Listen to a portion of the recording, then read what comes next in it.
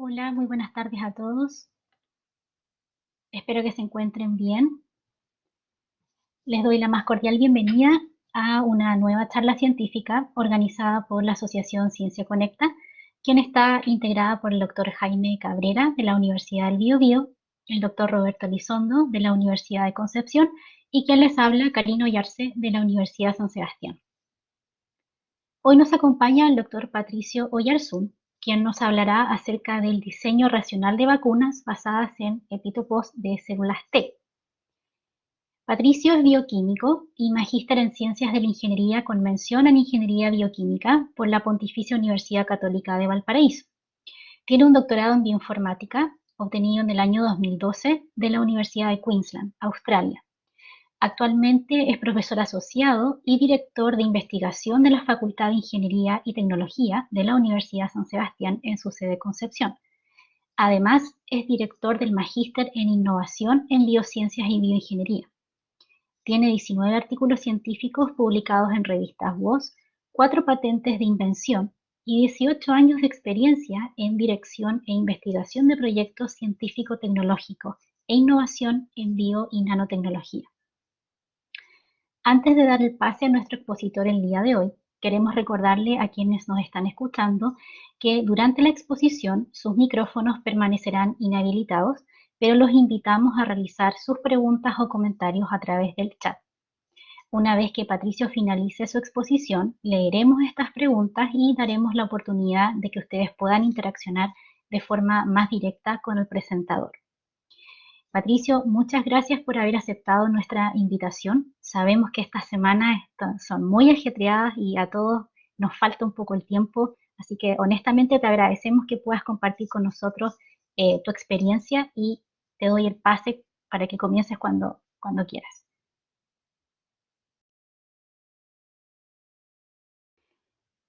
Patricio, disculpa, no te escucho. No sé si el resto. Ahí sí. Ahí sí, era mi culpa. Gracias, Karina. Una invitación que yo agradezco mucho. Un agrado poder compartir con esta red de académicos, ¿no es cierto?, e invitados, ¿no es cierto?, que hoy día están acompañándonos y ojalá sea interesante el tema y voy a estar encantado de poder intercambiar opiniones o dudas sobre esta presentación que les voy a hacer ahora. Así que la voy a compartir.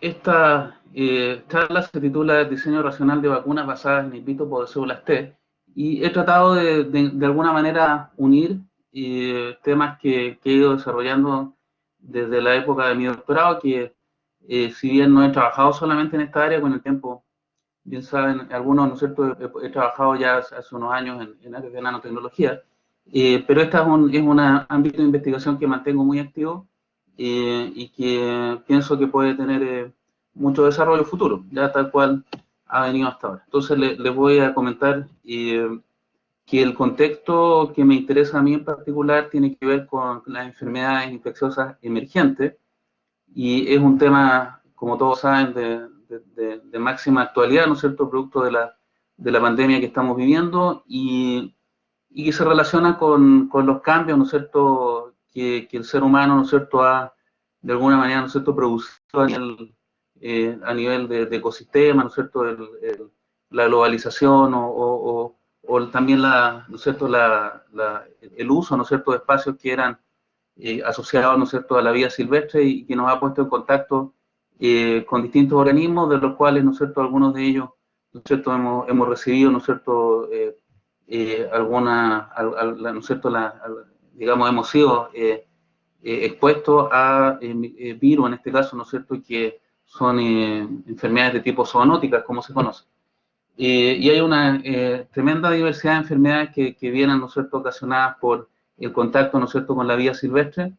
En Chile conocemos el hantavirus, ¿no es cierto?, cuyo reservorio, ¿no es cierto?, es el ratón colilargo, y donde tenemos digamos, un devenir a nivel internacional cada vez más activo en esta área. Hay muchísimos ejemplos, ¿no es cierto?, ébola, Lassa virus, qué sé yo, en Asia, Nipah, Hendra virus. hay una diversidad de virus que en los últimos, desde los años 80 en realidad se ha cuadruplicado digamos, la emergencia, ¿no es cierto?, la aparición de estos virus y el impacto en la salud pública. Desde el punto de vista del desarrollo de las vacunas, ¿no es cierto?, contra todo tipo digamos, de agentes infecciosos, ¿no es cierto?, este es un proceso que ha ido también evolucionando desde la vacuna de la polio en este lapso de tiempo, desde el año 1935 hasta los últimos años, donde hemos visto aparecer algunas vacunas precisamente contra virus, contra organismos, ¿no es cierto?, que causan enfermedades infecciosas emergentes, ¿no es cierto?, el caso que aparece ahí, ébola, ya lo dije, pero la malaria, por ejemplo, ¿no es cierto?, y son vacunas que han tomado en algunos casos muchos años, ¿no es cierto?, en desarrollarse. La malaria fueron 31 años hasta que el año 2015 se licenció, ¿no es cierto?, fue autorizada la vacuna contra la malaria, como voy a comentar más adelante, y en algunos casos todavía no tenemos vacunas, como es el caso del VIH y el virus Zika, ¿ya? Que por cierto también son virus patógenos emergentes, ¿ya? Desde el año 2013 voy a señalar algunos hitos. El 2013, ¿no es cierto?, es la primera vacuna recombinante, en este caso contra la influenza, que ya marca un momento importante, digamos, de un punto de inflexión, porque estas ya son vacunas, ¿no es cierto?, que se producen en células de insectos, ¿no es cierto?, a través de bioprocesos sofisticados y donde ya hay un avance respecto a las vacunas clásicas, ¿no es cierto?, contra la influenza que se producen ¿no es cierto?, se cultivan en huevos, y ahí hay un punto que se puede señalar, ¿no es cierto?, en los últimos años. El 2015, en este proceso, ¿no es cierto?, de desarrollo de vacunas más avanzadas científicamente, como dije recién, ¿no es cierto?, bueno, está dando el caso de la malaria, ¿no es cierto?, que es una vacuna que fue licenciada es el 2015 para algunos países de África, ya donde logró una eficacia no tan alta, digamos, comparativamente, del orden del 50%, pero dado el impacto sanitario de esta enfermedad, se aprobó, ¿no es cierto?, para poder aplicarse, ¿no es cierto?, masivamente, y hoy en día es una vacuna que existe, digamos, desde el punto de vista comercial, ya que es la vacuna, ¿no es cierto?, RTSS, ¿no es cierto?, o Mosquirix. Y la vacuna esta es una vacuna que además tiene bastantes características especiales, porque es una vacuna quimérica, ¿no es cierto?, son partículas virales, son virus-like particles, ¿no es cierto?, que están producidas en Escherichia coli, pero que tienen, ¿no es cierto?, son quiméricas, vale decir, esta es una cobertura proteica, ¿no es cierto?, alterada, en la cual expresa epítopos o regiones de una proteína asociada, ¿no es cierto?, con el Plasmodium falciparum, que, ¿no es cierto?, es el protozoo que causa la malaria, y esta región que está inserta, ¿no es cierto?, en la superficie de estas partículas virales, partículas similares a virus, ¿no es cierto?, expresan regiones densas en epítopos de células TID. Por eso es que me interesa destacarlo, porque en cierta forma está ya avanzando en la línea de seleccionar una región que es altamente inmunogénica y en un formato que es completamente más avanzado, ¿no es cierto?, desde el punto de vista de la tecnología que implica. Lo mismo ese año, la vacuna Dengvaxia, ¿no es cierto?, que es la primera vacuna, la malaria en este caso es la primera vacuna en la historia contra un parásito. Ahora, el dengue, ¿no es cierto?, que también es una enfermedad muy importante, estamos hablando con escalas, ¿no es cierto?, muy altas de mortalidad, es una vacuna también quimérica, ¿no es cierto?, está asociado al virus de la fiebre amarilla, modificado genéticamente para expresar glicoproteínas de 4 serotipos del dengue, 1, 2, 3 y 4, que son, ¿no es cierto?, los que circulan a nivel mundial y que por lo tanto es tetravalente, también es quimérica y también implica, digamos, un cambio tecnológico importante. Y así como estamos viendo una evolución en los últimos años, ya estos 2 últimos años estamos hablando ya de una revolución, como se puede decir, ¿no es cierto? Tenemos la vacuna contra el ébola, que está haciendo ya del año pasado, ¿no es cierto?, que obtuvo su autorización para ser aplicada, ¿no es cierto?, y es una vacuna también, ¿no es cierto?, basada, ¿no es cierto?, en este caso en el virus de la estomatitis vesicular, ¿no es cierto?, modificado genéticamente, también para expresar obviamente glicoproteína, en este caso de ébola, obviamente siempre el antígeno número uno son las glicoproteínas, pero como voy a explicar también es un tema que puede, digamos, conversarse, porque las glicoproteínas obviamente son muy inmunogénicas, pero también hay otras proteínas que tienen mucho potencial para desencadenar respuesta inmune celular, que es justamente el trabajo que yo voy a comentar.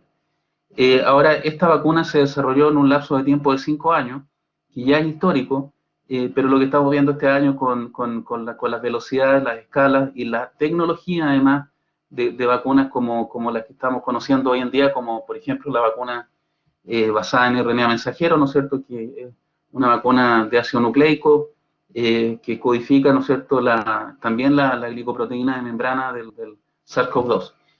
Por lo tanto, estos son escalas de tiempo inimaginables y muy importante ese tema. En el caso de mi investigación, justamente va orientada como a desarrollar herramientas desde el punto de vista de la biología computacional para acelerar el descubrimiento de epítopos y el desarrollo de vacunas que sean avanzadas desde el punto de vista científico, vacunas quiméticas o basadas en epítopos. Justamente les voy a hablar ahora de este paradigma, ¿no es cierto?, de las vacunas basadas en epítopos.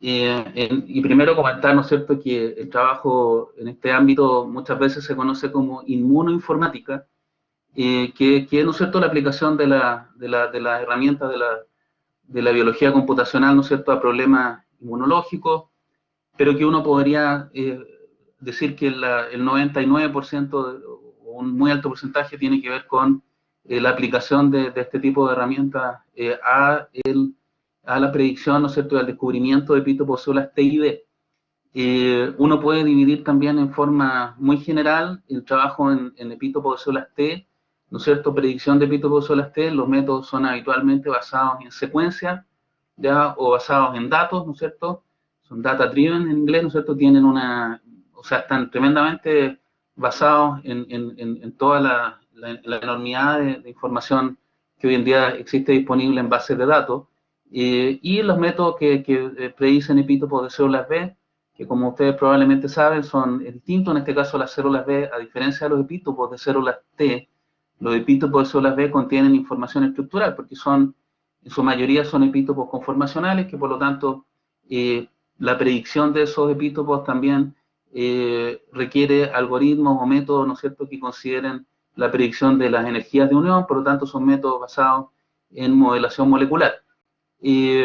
Son más intensivos computacionalmente y también tienen otras dificultades también desde el punto de vista de la implementación, que en el caso de los epítopos de células T, en general uno simplifica y trabaja con la secuencia. Ustedes pueden ver ahí un epítopo de célula T en la grieta de unión de una proteína MHC, ¿no es cierto?, que es el complejo mayor de histocompatibilidad, y desde ya anticipo que esa es la interacción más importante en este tipo de investigaciones. Uno se enfoca en esa interacción entre los péptidos que son presentados, ¿no es cierto?, por las proteínas MHC o HLA, ¿no es cierto?, humana, MHC humano, HLA, y en ese caso uno puede omitir la complejidad estructural, ya, si bien no implica que no se pueda hacer, pero en general se trabaja a nivel de secuencia, y eso hace que los métodos tengan una mayor aplicabilidad al uso, digamos, a nivel ómico. Por ejemplo, es más fácil implementar a escala proteómica o genómica. Hoy en día la vaccinología o vacunología reversa, como se conoce, ¿no es cierto?, se trabaja con genomas y ahí se pueden hacer pipelines donde estos algoritmos se articulan con otros algoritmos para identificar regiones inmunogénicas o péptidos inmunogénicos. ¿Por qué la importancia de la inmunidad celular es muy alta? En el caso del interés mío se centra justamente en la predicción de epítopos de células T, ¿no es cierto?, y por ende estamos conversando de la inmunidad celular.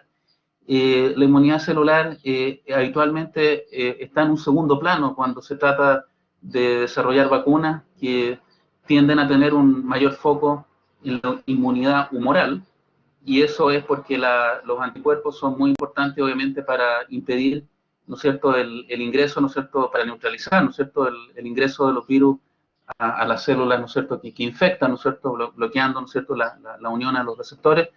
Pero una vez que el virus ingresó, ¿no es cierto?,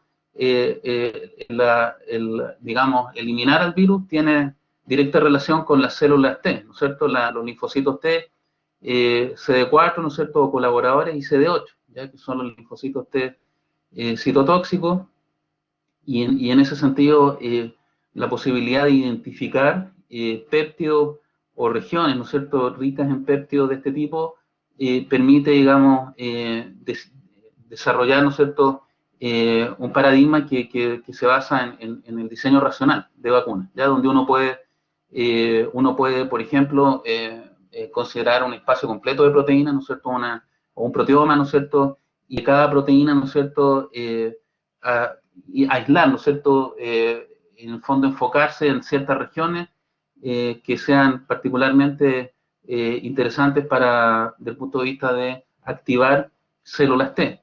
¿Ya? La activación ocurre, ¿no es cierto?, cuando las células presentadoras de antígeno, como los macrófagos o las células dendríticas en este ejemplo, ¿no es cierto?, expresan, ¿no es cierto?, las proteínas MHC, y en ellas los péptidos, ¿no es cierto?, que provienen del procesamiento intracelular. Ahora, esta presentación, ¿no es cierto?, se realiza al receptor de célula T, y es la señal número 1, digamos, para activar la célula T colaboradora o célula T citotóxica, obviamente acompañada de señales coestimulatorias, ¿no es cierto?, de correceptores y también de citoquina, ¿ya? Pero esa es una simplificación que se hace en este tipo de análisis, que es que los péptidos que se unen a los MHC con una alta afinidad, ¿ya?, y que generan una unión estable, tienen una alta probabilidad de interactuar efectivamente con receptores de células T, ¿ya? Entonces, para producir una respuesta humoral, digamos, de anticuerpos, ¿no es cierto?, robusta, también se necesita la coadyuvancia de las células T colaboradoras, ¿no es cierto?, ya sea a través de interacción directa con correceptores, o a través ¿no es cierto?, de las citoquinas, ¿no es cierto?, que permiten que las células B se desarrollen, se diferencien a células plasmáticas, que son las que producen los anticuerpos, y también producen células de memoria. Por lo tanto, muy importante que una respuesta inmune produzca una estimulación de la respuesta humoral y de la respuesta celular. Ese es el mejor escenario. Ahora, cuando las vacunas se producen, digamos, se desarrollan en este pipeline clínico, ¿no es cierto?, también hay un problema que tiene que ver con cómo van a funcionar en una población humana que es heterogénea.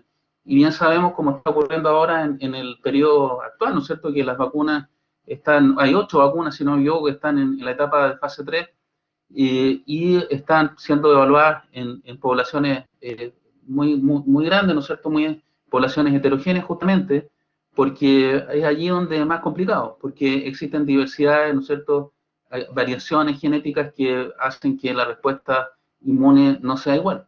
Ya, por lo tanto, un método inmunoinformático que prediga y que contribuya a comprender ese problema, ¿no es cierto?, que es cómo las vacunas van a funcionar en ciertas poblaciones étnicas, también tiene mucho valor desde el punto de vista de acelerar, predecir, y por ende también acelerar el desarrollo de las vacunas. Aquí en esta lámina les estoy mostrando un poquito lo que se hace en la modelación.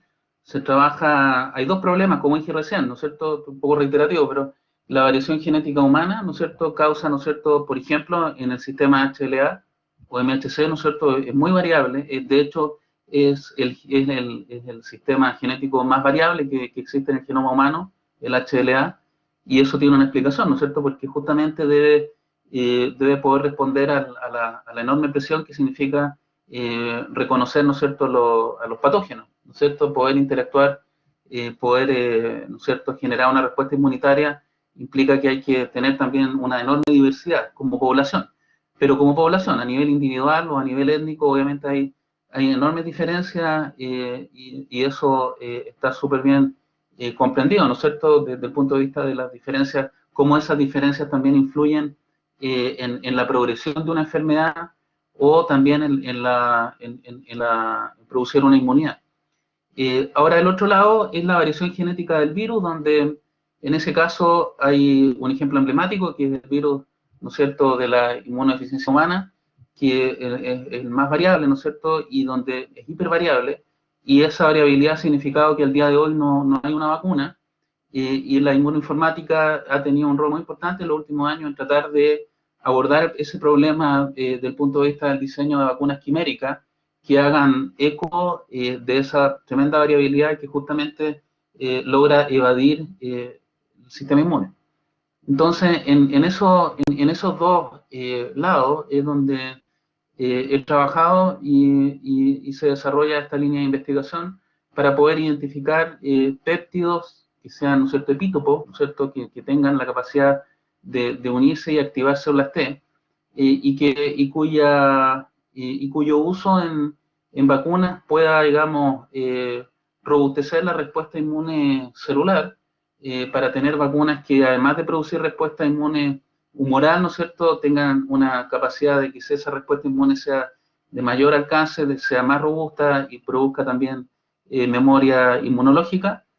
Estas vacunas, hay muchos formatos de vacunas basadas en epítopos. Ya en ese sentido hay una gran variedad de opciones, pero lo central es el uso de estas secuencias que son seleccionadas bioinformáticamente. Las vacunas quiméricas, actualmente hay una que está iniciando ahora en el track de evaluación clínica, ¿no es cierto?, que es una que está desarrollada en Japón, que contra el VIH.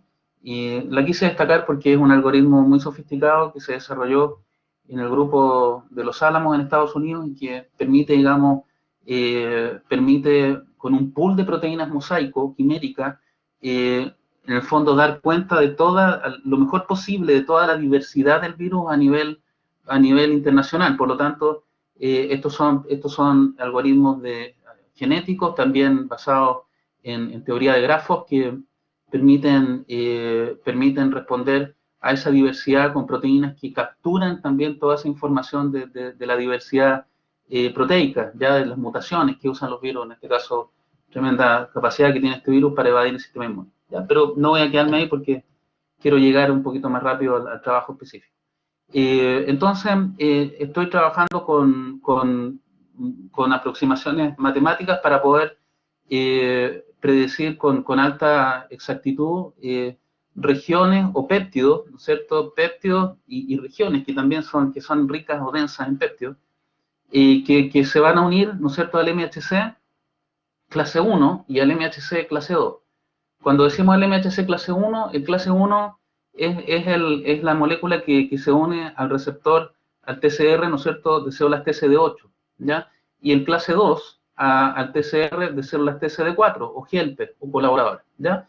En cada caso estamos hablando de un brazo, ¿no es cierto?, de la respuesta inmune celular distinto, y como ya lo expliqué previamente, y en un caso corresponden a péptidos que provienen de la digestión o del procesamiento intracelular, o sea, de antígenos intracelulares, virales, por ejemplo, el caso del MHC clase 1 y MHC clase 2 de antígenos, proteínas que son, ¿no es cierto?, incorporadas a la célula a través del sistema membranal, ¿no es cierto?, y que son presentadas, ¿no es cierto?, y esa es la ruta de procesamiento extracelular a CD4, ya a células T colaboradoras. ¿Ya? Entonces, prediciendo uno obtiene una molécula con un potencial de activar las células T citotóxicas y en el otro caso con un potencial de activar las células T colaboradoras.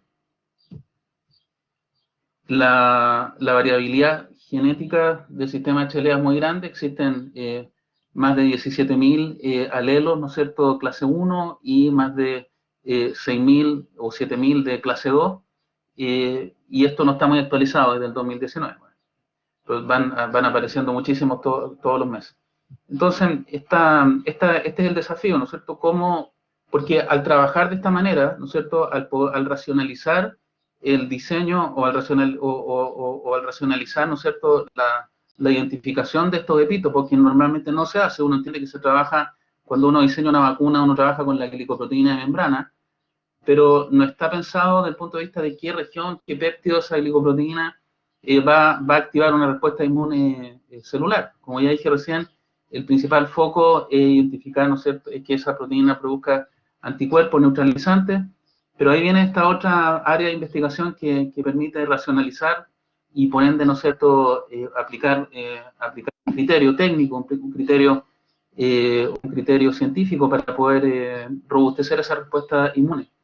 Entonces, ¿cómo lidiamos con los polimorfismos, ¿no es cierto?, que hacen que el MHC de una persona no sea igual al de otro, ¿no es cierto?, o a nivel poblacional, porque esa es un desafío en esta área de investigación, toda vez que estamos modelando la interacción con esa molécula.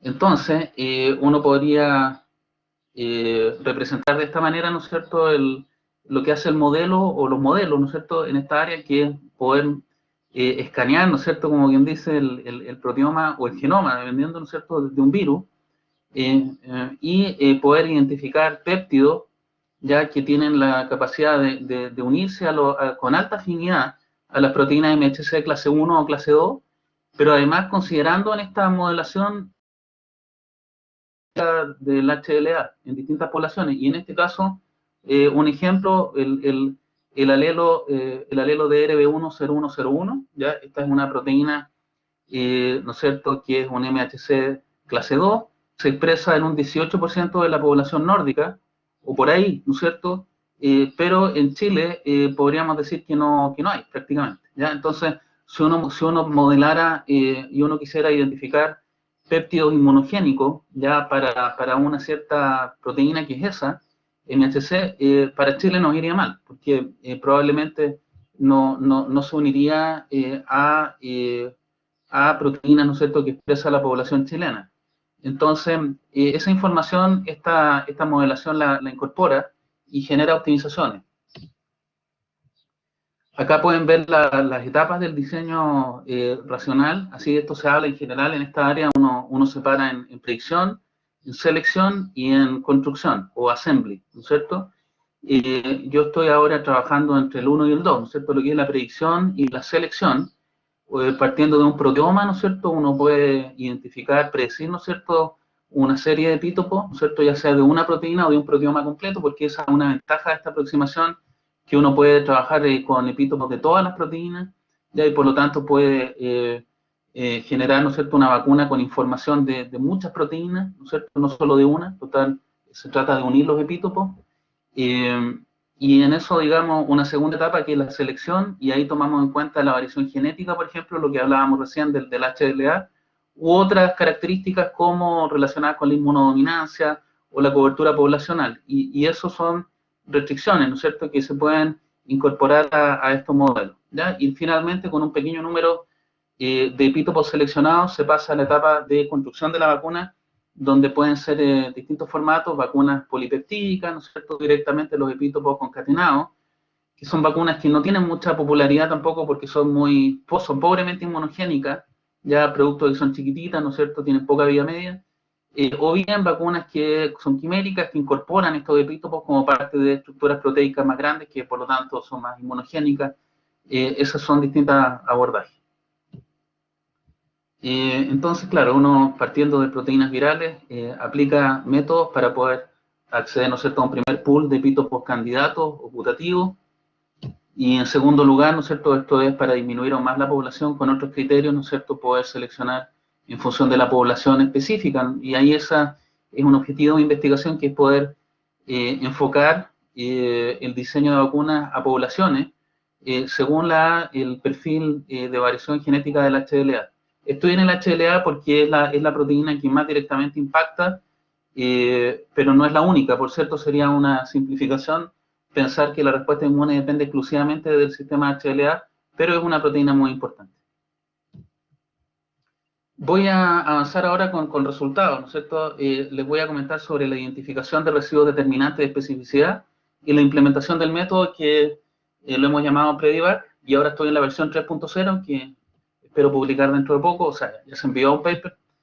a una revista. Entonces, acá está una mirada completa, ¿no es cierto?, del problema, ¿no es cierto?, con el epítopo, ¿no es cierto?, ahí apareciendo al lado izquierdo, ¿no es cierto?, siendo presentado, ¿no es cierto?, a un linfocito TCD8, y esa es una interacción trimolecular, ya dijimos ya, ahí aparece el péptido entre el MHC y el TCR, el receptor de célula T. Ahí después viene una imagen del polimorfismo, ¿sí? Del polimorfismo de la proteína MHC, ¿no es cierto? Las posiciones rojas son las más variables, y por ende eso genera diferencia, ¿no es cierto?, en la unión, ¿ya? Eso. Entonces, ¿cómo se identifican estos residuos? ¿Qué son estos residuos? Estos residuos son aquellos residuos aminoácidos que son los que definen, tal cual dice el nombre, la especificidad de la unión, ¿ya? Es como, son los residuos más importantes que establecen, que determinan qué aminoácidos van a interactuar en cada bolsillo, y en ese sentido comentarles que la grita de unión de una proteína MHC contiene normalmente 5 bolsillos principales que están ahí en color, y esos bolsillos tienen hay ciertas posiciones que son críticas, y en esas posiciones habitualmente son muy conservadas desde el punto de vista de la posición en la estructura tridimensional, pero son muy variables desde el punto de vista de la secuencia, ¿ya? O sea, son posiciones polimórficas que están conservadas, pero que tienden a variar en la identidad del aminoácido que ocupa ese espacio, ¿ya? Por lo tanto, en este caso en particular, en una proteína MHC clase 2, yo he trabajado con 5 bolsillos, cada uno con algunos aminoácidos. Por ejemplo, el bolsillo número 4 es un bolsillo importante, la posición 13, 26, 71 y 74 del MHC, ¿no es cierto?, de la proteína MHC, es muy importante, tal cual se ha demostrado en experimentos, y define, digamos, la identidad del aminoácido que va a interactuar en ese bolsillo, ¿ya? Al ladito ustedes pueden ver las posiciones ancla, que son las que interactúan justamente en esos bolsillos, y ahí estamos viendo el otro lado, el péptido de unión. Ese péptido es el péptido que proviene de un microorganismo, de un virus, ¿ya? En la región, ¿no es cierto?, que fue procesada, ¿no es cierto?, intracelularmente, y que llegó acá a través de la ruta de procesamiento, ¿ya?, para unirse al MHC. Entonces, ¿cómo se hace esto? Es análisis estructural, se analizan las estructuras, se hace alineamiento estructural, se estudia, digamos, las posiciones que son las más conservadas estructuralmente, pero al mismo tiempo las más polimórficas, y eso es un análisis que se puede hacer como variabilidad, ¿no es cierto?, la entropía de Shannon, donde posiciones más de 2 o 1,5 con valor de entropía son altamente variables, y es un análisis un poquito artesanal también, de ir viendo uno las posiciones con respecto a las estructuras que se poseen, que han sido cristalizadas y que existen disponibles en la base de datos PDB, para poder identificar esas posiciones en base a un análisis de este tipo y examinación visual, ¿ya? Pero muy fuertemente tienen que ser posiciones polimórficas. Una vez que uno identifica esas regiones, después de eso se transforma. Esta es la parte más importante de la modelación, que tiene que ver con construir el método predictivo, porque todo lo que dije recién al final depende de que contemos con una herramienta matemática para hacer esta predicción. ¿Y cuál es la que se ocupa en este modelo? Son matrices de peso, ¿ya? El que esté familiarizado con bioinformática le va a sonar este tema, ¿no es cierto?, que son matrices o matrices de puntuación, ¿no es cierto?, scoring matrix en inglés, que lo que se hace en este caso es construir una base de datos, ¿ya? Yo trabajo, como dije al principio, estos son métodos basados en secuencia. No hay acá en este caso ahora, no hago cálculos de interacciones, análisis de energía, ¿ya?, sino que se construye una matriz a partir de una base de datos. ¿Cómo se construye esa base de datos?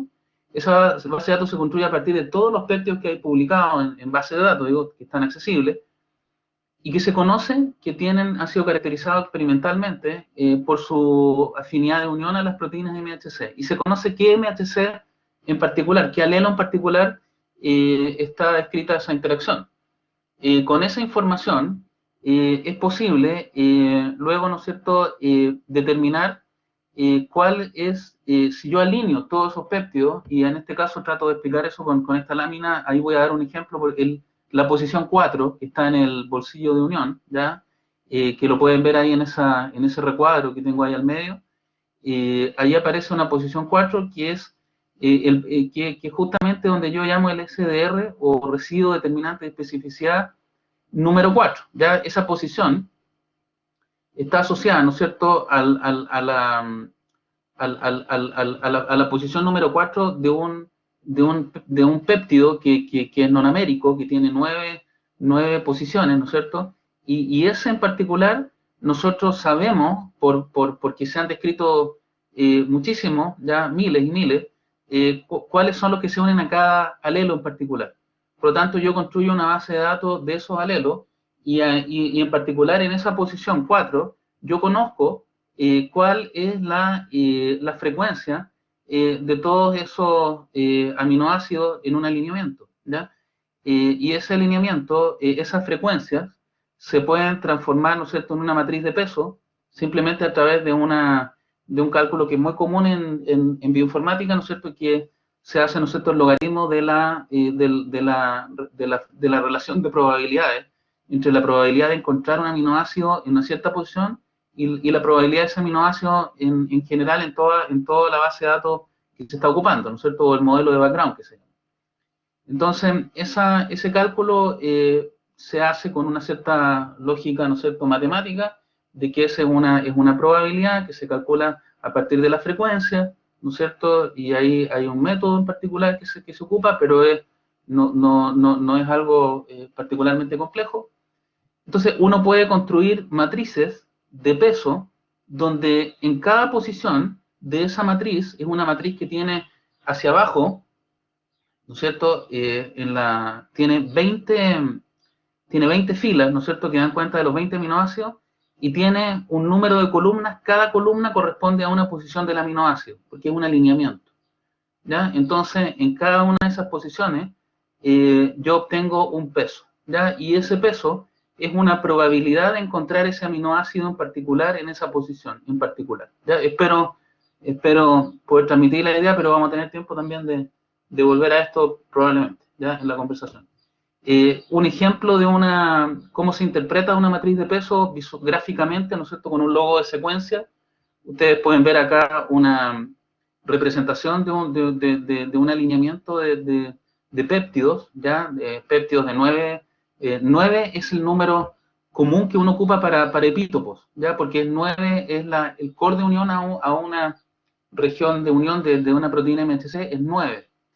Ya siempre se trabaja con 9. Ahora, el 9 es siempre en el caso del MHC clase 1, pero en el caso del MHC clase 2 la grieta de unión es abierta hacia los costados, por lo tanto es posible que se unan secuencias más largas. De hecho, pueden llegar a 30 sin problema, pero el core de unión, el binding core que se llama, siempre es 9, ¿ya? Por lo tanto, independiente que el péptido sea mucho más largo, porque se extiende hacia afuera de la grieta de unión, el core es 9, o sea, uno trabaja con 9 que son los que interactúan en los bolsillos que conversamos recién.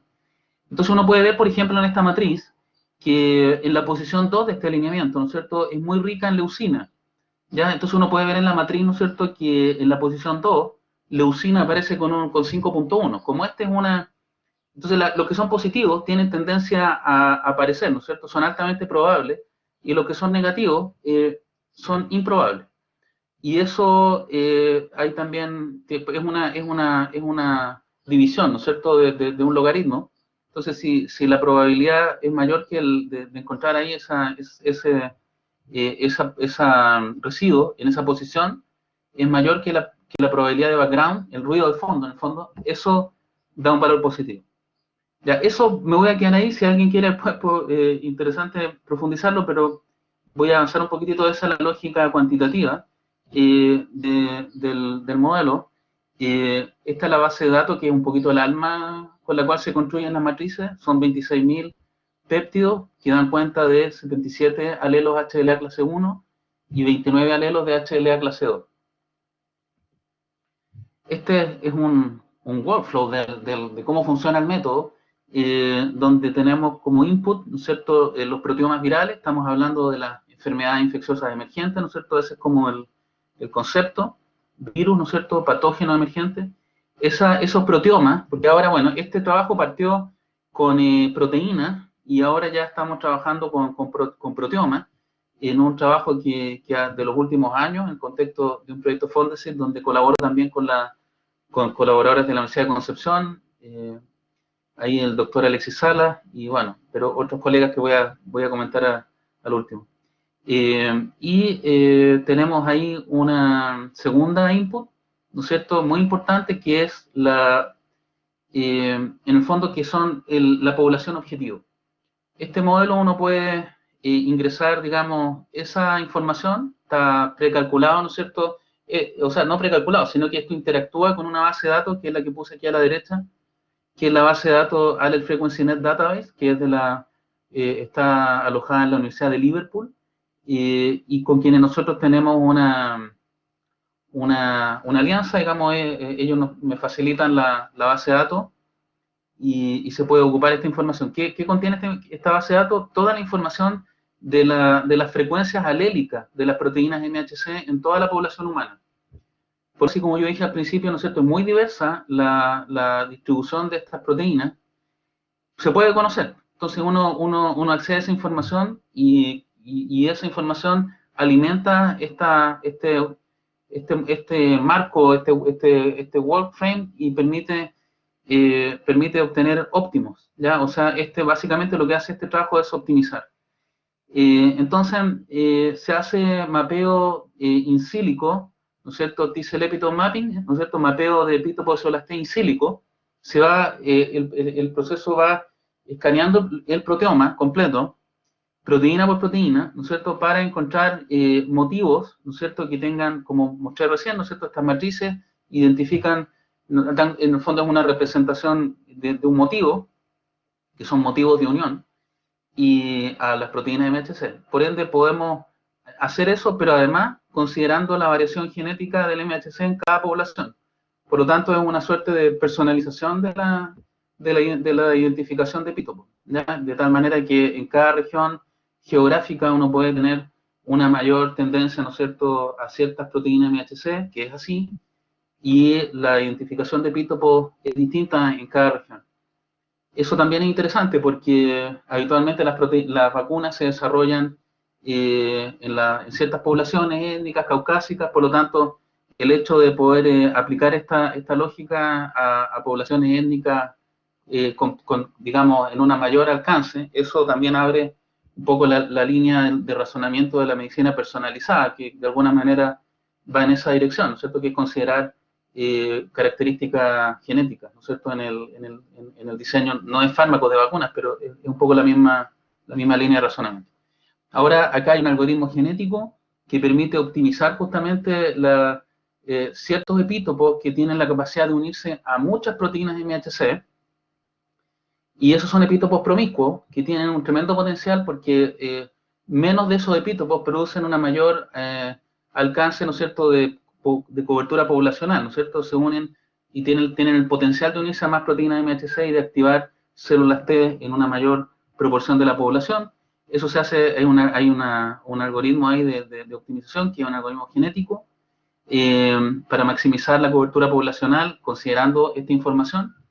Y también hay otro algoritmo que está en la última versión del método, que es el 3.0, que permite identificar regiones que son altamente densas o ricas en epítopos. Ya no pensando en el epítopo aislado, sino que en regiones inmunogénicas, pero que tienen, además, toman en cuenta justamente la información que étnica, ¿ya?, en esta análisis. ¿Cómo se analizan los resultados? Espero no estar muy pasado de tiempo, Karina, tú me comentas, pero ya estoy terminando, ¿eh? Entonces, se analizan con este tipo de gráficas, las curvas ROC, que representan, es una forma en bioinformática muy común de poder en el fondo cuantificar la exactitud de un modelo, que es una gráfica de la sensibilidad versus la especificidad, y lo que se hace es que se va variando, ¿no es cierto?, un resultado entre 0 y 1, que es una probabilidad, se va aquí un resultado binario, se va variando el umbral de discriminación entre 0 y 1, y eso permite construir, esto es lo mismo que se usa para los bioquímicos, ¿no es cierto?, en el diagnóstico para determinar sensibilidad y especificidad de sistemas diagnósticos, ya en bioquímica. Entonces, esto, bueno, esta parte ya fue publicada ya, y lo que hemos hecho ahí, algunas predicciones, ¿no es cierto?, para enfermedades infecciosas emergentes con Lassa virus. Ahí hubo un trabajo, digamos, inicial como prueba de concepto, entre comillas, hacia lo que son algunas enfermedades interesantes que no son mundiales, sino que son regionales, y que por lo tanto, por ejemplo, el Lassa virus está muy enfocado, ¿no es cierto?, en África Occidental, el Nipah virus está muy fuerte en Malasia, ¿no es cierto?, Australia. Entonces, ahí justamente donde uno puede asociar este tipo de aproximaciones, ¿no es cierto?, que permiten tomar en cuenta ese background étnico y desarrollar predicciones para poder seleccionar péptidos o regiones proteicas que tengan particular interés para esas poblaciones desde el punto de vista del desarrollo de vacunas que se llaman de nueva generación, pero también pueden ser vacunas quiméricas. Y ahí están en esa figura, en esa gráfica, las coberturas poblacionales que se pueden alcanzar incluso con 5 epítopos, uno podría lograr un alto porcentaje de cobertura poblacional, considerando epítopos promiscuos, como dije recién, y considerando que son poblaciones pequeñas, por lo tanto también es verdad que no son poblaciones tan grandes, es más fácil alcanzar cobertura. El último trabajo que está enviado recientemente a publicar en Frontiers in Immunology se basa en SARS, evidentemente, SARS-CoV-2. Esto coincidió en el tiempo, estábamos haciendo las validaciones cuando vino esta pandemia terrible, ¿no es cierto? Y bueno, aquí pueden ver ustedes 4 países en los cuales se está evaluando en fase 3 ahora la vacuna Chadox, ¿no es cierto? Que esta vacuna, ¿no es cierto? Que expresa, ¿no es cierto?, en un adenovirus, ¿no es cierto?, la glicoproteína membrana, ¿no es cierto?, del SARS-CoV-2. Y pareció interesante usarlo como modelo porque aquí en las pruebas de fase 3 se está evaluando en Inglaterra, Sudáfrica y Brasil. Comparamos con Japón también, que es un background étnico distinto. Ahí pueden ustedes ver la variación genética de los HLA. Estos son curvas ROC, como les dije recién.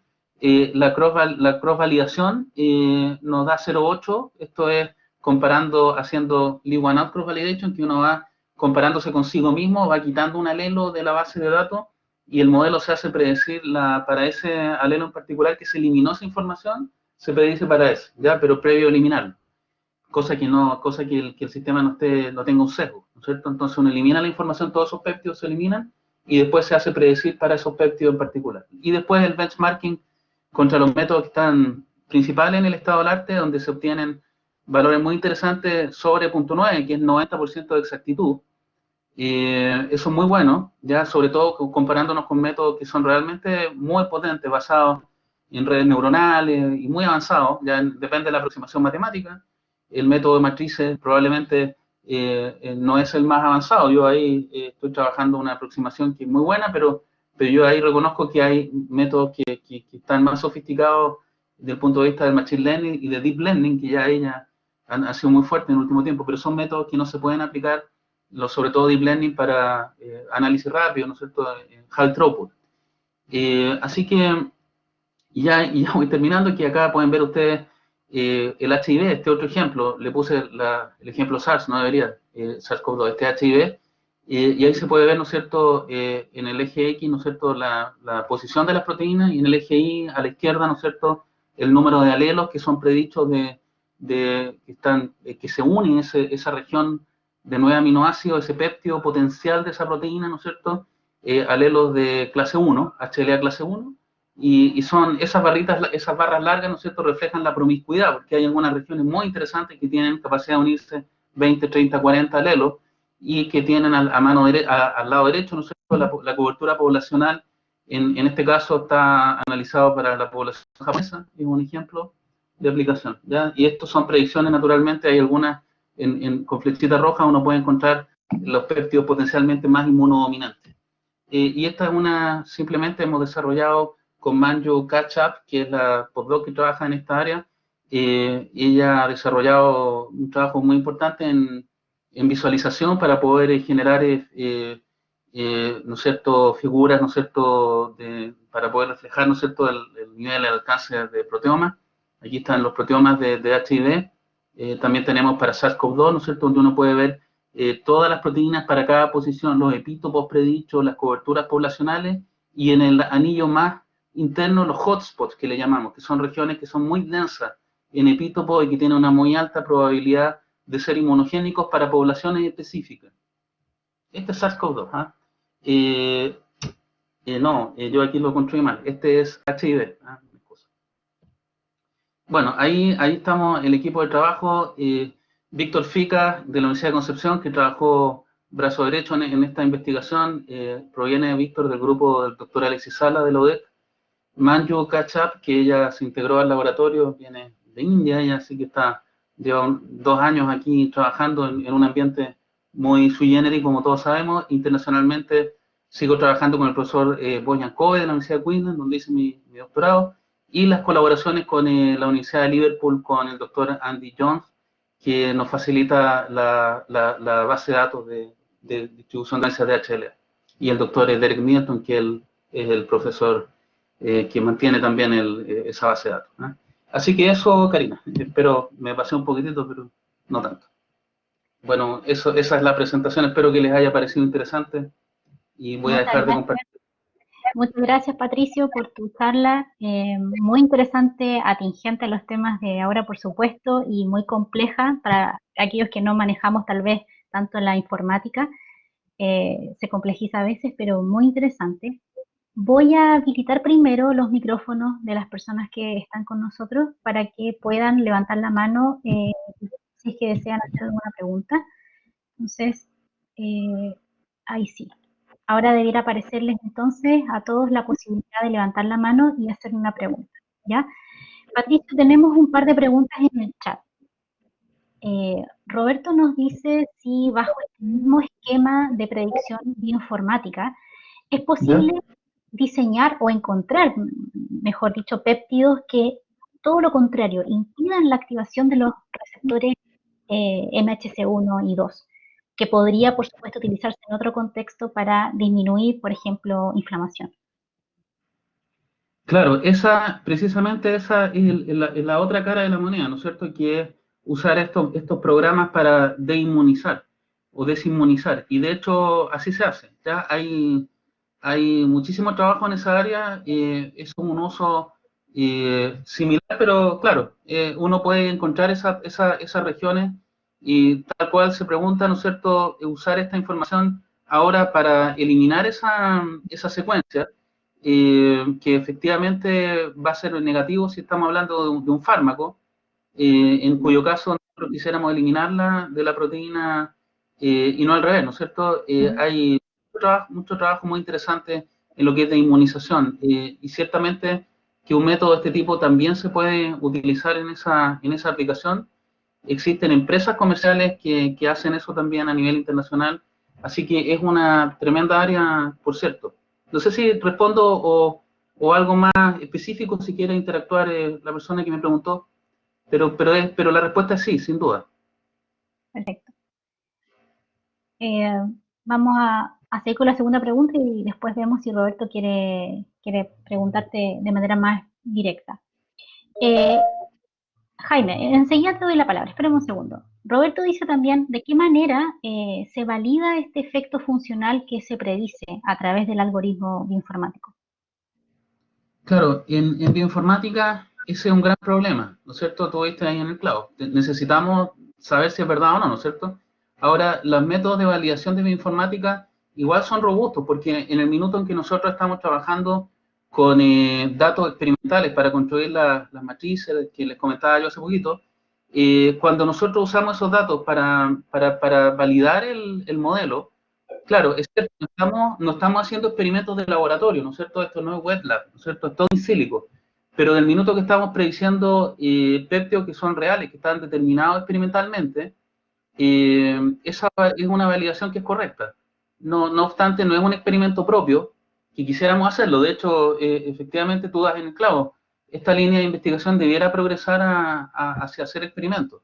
Hay que construir obviamente todo el know-how, pero ciertamente que se pueden hacer experimentos muy concretos, ya con in vitro, ¿no es cierto?, de activación, de estimulación de células T, con pacientes que han estado expuestos, por ejemplo, a cualquier enfermedad. En Chile se podría hablar del antivirus, ¿no es cierto?, y uno podría evaluar si es que efectivamente esos epítopos existen y si esas células reaccionan en ensayos de lisa, ¿no es cierto?, para poder validar, ¿no es cierto?, la predicción del método.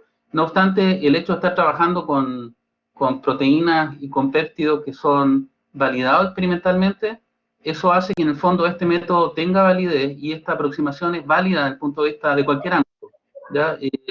Pero uno puede con mucho interés, y a mí personalmente me interesaría mucho seguir avanzando en la línea experimental. Creo que es la evolución natural de esta línea de trabajo en bioinformática, que es más completo. Perfecto. Jaime, tiene una pregunta. ¿Aló? ¿Me escuchan? ¿Aló? Sí. Sí, Sí. Muy buena presentación. Gracias por asistir a SciTalk. Mira, yo trabajo un poco en el área de, bueno, no específicamente ahora, pero dentro de mis planes en los próximos años quiero trabajar en la síntesis eh, electroquímica de péptidos cíclicos, ¿ya?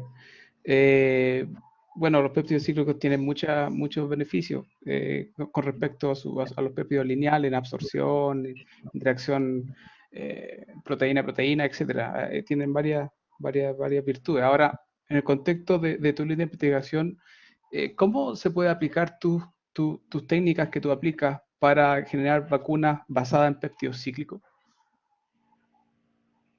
Mira, lo que yo te puedo decir que conozco en esa área, no tanto péptidos cíclicos, sino que es definir un poquito la estructura secundaria de los péptidos para hacerlos más estables. Eso es algo que hay mucha actividad científica. Que uno, en el fondo, el problema de los péptidos es que son rápidamente el clearing, ¿no es cierto? Son eliminados rápidamente del sistema, ¿no es cierto?, circulatorio. Entonces, un trabajo muy interesante del doctor Patarroyo en Colombia. Él ha trabajado muchos años, muy destacado en esa área, haciendo pequeñas modificaciones en la estructura secundaria que logra tremendo diferencia en la estabilidad de los péptidos. Pero el único problema si tú haces péptidos cíclicos es que si es muy estable esa unión, efectivamente puedes, digamos, alterar el motivo de unión. Ya en ese sentido, recordemos que lo que nosotros queremos es llegar con un péptido a la región de unión de la proteína MHC y que se una con máxima estabilidad posible. Mientras mayor la estabilidad, es más la probabilidad de activar una célula T. Sin embargo, si hubiese la forma de romper ese enlace, ¿no es cierto?, que fuera un enlace que contuviera un motivo que fuera fácilmente proteolizable dentro de la célula, por ejemplo, y que estabilizara el péptido, ¿no es cierto?, que lo estabilizara y por lo tanto le diera, ese es un punto débil de los péptidos. Entonces ahí habría un espacio muy interesante de desarrollar este tipo de vacunas con otro tipo de aproximaciones de péptidos cíclicos, pero habría que cortar ese enlace o esa estructura, porque de lo contrario probablemente podría afectar la unión a la región de unión del MHC. No sé si, dame quizás algún feedback de lo que te estoy diciendo, si te hace sentido. Sí, no, sí, por lo que entendí, sí tiene bastante sentido. De hecho, una de las estrategias que me gustaría explorar, estoy tratando de escribir proposals que atacan eso, básicamente lo que tú estás diciendo es hacer un péptido cíclico, pero el cierre, digámoslo así, no sea tan estable, ¿ya? Mm. Entonces, de hecho, el cierre en uno de los proposals, el cierre es un acetal, ¿ya? Los acetales no son estables medio ácido, porque digamos, disocian los correspondientes alcoholes, ¿ya? Em, pero, pero sí son estables medio neutros. Entonces, entonces este péptido podría tener una dualidad, tener los beneficios del péptido cíclico, pero cuando se ataca, cuando está en condiciones un poco ácidas, porque yo lo estaba racionalizando un poco para hacer péptidos selectivos contra cáncer, porque las células cancerígenas tienen un pH muy bajo. Entonces, digamos que este péptido cíclico en pH bajo se linearice, pero en pH normal no siga siendo péptido cíclico. Entonces, estoy acuñando ese concepto como desde ese punto de vista, digamos, de que tenga esta dualidad dependiendo de las condiciones físico-químicas del ambiente, que pueda pasar de cíclico a lineal. Pero sí tiene mucho sentido lo que tú estás diciendo. Sí. Claro, y en el compartimento lisosomal, ahí probablemente se va a hidrolizar ese enlace y Por podría supuesto. la estructura lineal, o sea, y que justamente lo que podría ser interesante. Sí. También, pensando desde el punto de vista del procesamiento de péptidos extracelulares que pasan por lisosomas previo a alcanzar el MHC, y ahí habría una forma a lo mejor de estabilizar esta molécula o hacerla selectiva en algún sentido. Yo creo que ese es un tema que me parece interesante como línea de trabajo. Así, no entendiendo todo, pero podría yo pensar que tiene mucha lógica de ser selectivo y de lograr estabilidad. Eso es muy importante. Oh, sí. Patricio, tenemos otra pregunta en el chat de Marcelo Muñoz. Él está interesado en la base de datos que tú comentabas en tu presentación y cuántas de ellas más o menos son de libre acceso, que nos pudieras comentar un poco al respecto. Claro, mira, yo hago un trabajo bien así como de hormiguita, ¿eh? La verdad es que esto son muchos años de ir reuniendo datos, pero hoy en día hay una base de datos que reúne muchísimo, si no casi todo, que es la Immunoepitope Database, la IEDB. Y el IEDB básicamente llegó hace algunos años. Claro, yo había hecho un trabajo desde la época de mi doctorado muy fino, de ir reuniendo información, pero esto está en el Instituto Jenner y en Reino Unido, y es impresionante la escala de información que reúne. Yo recomendaría primero y siempre ir para allá en primer lugar. Ahí uno puede tener, hay muchos filtros, muchas formas de ingresar a esa información por epítopo, por alelo, péptido. Son bases de datos muy sofisticadas, de uno puede descargar los SQL si es más computín, y poder también hacer trabajo más fino con eso. Así que eso el IEDB, y la otra base de datos que es la de la distribución de las frecuencias alélicas de los HLA, es la base de datos que es la que comenté recién, Allele Frequency Net Database. Esa también está accesible en Internet, en la Universidad de Liverpool. También pueden descargar muchísima información.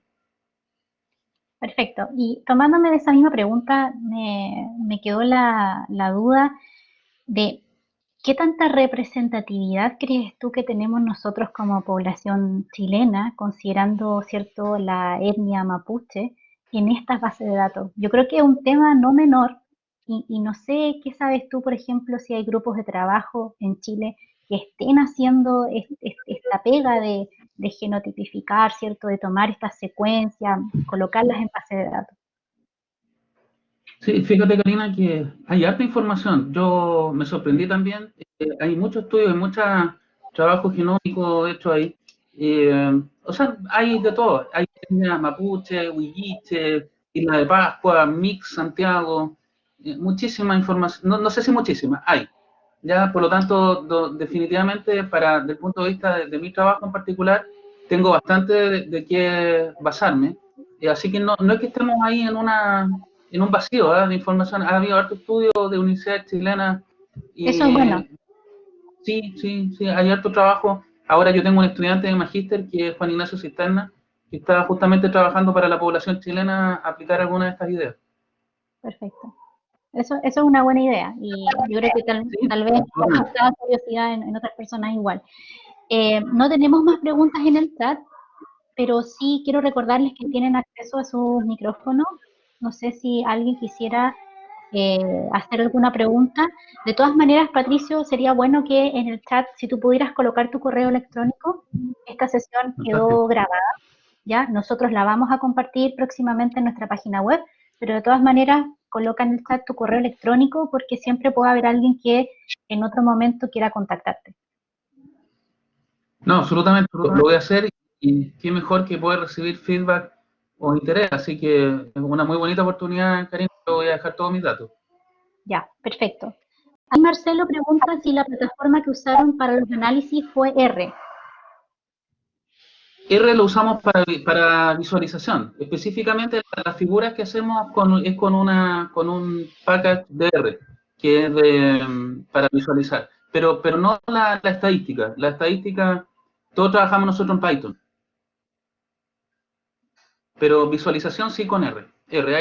Ahí si quieres después y me envían un correo, yo le puedo entregar a la persona que tiene esta duda todos los antecedentes, si me manda un correo, y yo te cuento qué paquete en particular de R, si te interesa algún dato más específico. Roberto, tienes una consulta. Sí, ahora, ¿me escuchan bien? Sí. Sí. Bueno, gracias primero que todo, Patricio, por tu presentación, muy clara y sobre todo muy ad hoc a los tiempos de hoy día. Por otro lado, también te felicito en estar trabajando obviamente en la informática, sobre todo en estas condiciones hoy en día, donde creo que es uno de los pocos que puede estar trabajando realmente en tu línea de investigación. Así que esto me imagino que igual te beneficia bastante. Mira, las preguntas que te hice inicialmente son, bueno, uno por parte de un interés propio mío en mi línea de investigación que tiene que ver precisamente con formas de poder inhibir en el fondo el efecto proinflamatorio del linfocito. Entonces pensaba precisamente en estos análisis predictivos que tú tienes, cómo generar pequeños péptidos que puedan potenciar, por ejemplo, un efecto inmunosupresor. En ese aspecto creo yo que se puede dar la vuelta en este caso hasta a esta tortilla y poder decir, mira, también podemos predecir la generación de moléculas que podrían estar inhibiendo el efecto inflamatorio de las células. Eso era un poco lo que había planteado al principio. Y lo otro en cuanto a la generación de herramientas para evaluar funcionalmente los modelos predictivos que ustedes generan, es principalmente porque tal vez no es necesario que ustedes mismos los desarrollen, o sea, perfectamente la idea es tratar de establecer colaboraciones y en este caso, por ejemplo, Karina en su laboratorio o yo en mi laboratorio, nosotros estamos felices no creo que sea tan difícil tampoco de hacer, por eso te lo preguntaba, en la síntesis de un pequeño péptido y evaluar fácilmente in vitro cómo esto podría estar induciendo la activación de un determinado tipo de línea. Creo que eso es factible de hacer, no es complicado y obviamente que potenciaría mucho más también lo que ustedes están tratando de promover. Entonces, y obviamente después eso se puede escalar a modelos in vivo, eso. Así que te dejo también abiertas las puertas a que si quieres conversemos posteriormente junto con Karina y podamos ver herramientas como poder hacerlo. Mira, súper interesante. Ese es el objetivo también de estas instancias, creo yo. Así que voy a estar más que atento a esa conversación. Y ¿qué te puedo decir? Nosotros en este trabajo siempre queremos progresar hacia otras cosas. Así que si están esas colaboraciones y ustedes tienen también capacidades, yo creo que lo que hay que hacer son estudios de qué sé yo, de activación de tipo ELISA, estudiar la producción, la activación de interferón gamma por células Claro. T que sean por estos péptidos que uno prediga y efectivamente activen, ¿no es cierto?, linfocitos T que uno pueda, ¿no es cierto?, aislar de pacientes que fueron expuestos a ciertos patógenos, ¿no es cierto?, por ejemplo, antivirus. Ya una persona que se reconoce virus es esperable que tenga células T antivirus, antivirus. Y esa uno podría hacer experimentos, por lo tanto, el experimento se podría hacer. Y ahí es un problema interesante de colaboración. Así que, más que interesado, súper bien. Ya, qué bueno, Patricio. Ahí entonces quedamos en contacto. Bueno, y muchas gracias nuevamente por participar también de esta charla. No, encantado. Muchas gracias, Patricio. De verdad tu charla fue muy interesante, muy atractiva también de escuchar, así que te agradezco enormemente que nos hayas dado tu tiempo para tener esta instancia. Y por supuesto queremos agradecer a todos quienes se conectaron hoy y permanecieron todo este tiempo con nosotros. Los dejamos invitados para las próximas charlas. Recuerden que son los jueves a las 5 y vamos a estar siempre invitándolos a través de nuestras redes sociales y correo a participar. Muchas gracias, Patricio. Gracias, Karina, por la invitación a ti y a todos por la paciencia. Gracias. Que estén muy bien. Un abrazo. Estamos en contacto.